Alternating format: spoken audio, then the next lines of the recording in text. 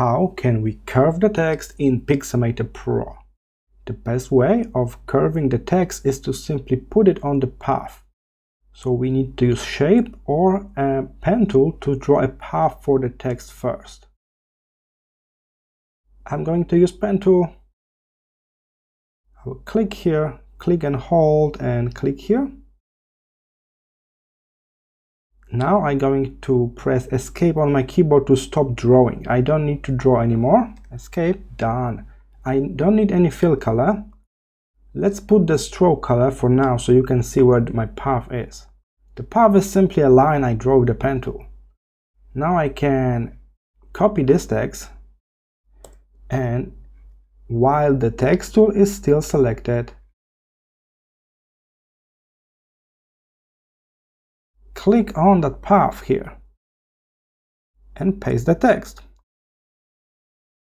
And here it is, our text is on the path. Keep in mind you can slide it left to the right. Let me just make the text a bit smaller so we got more room to do just that. Okay, I can push the text to this side of the path or other way around. Don't worry about this big black line because we can switch off this fill color any moment. You can also switch off the visibility of the layer of this path as well, over here in the layer panel. Alright, so that's one way of doing it. Keep in mind, if you press and hold typing tool, you will see you got several options. Normal typing, typing on the circle, typing on the path, and freeform typing. In this case, you will skip the first step when I actually make a path, draw a line myself. If I select path typing, now they pre-select the special pen tool for me when I can click, make a path. Now I press escape and the text appear on this path. Kind of automatically, you could say. Alright, so I show that with the line so we got understanding of this method, but you can do it without drawing the line first, and that's a really handy addition.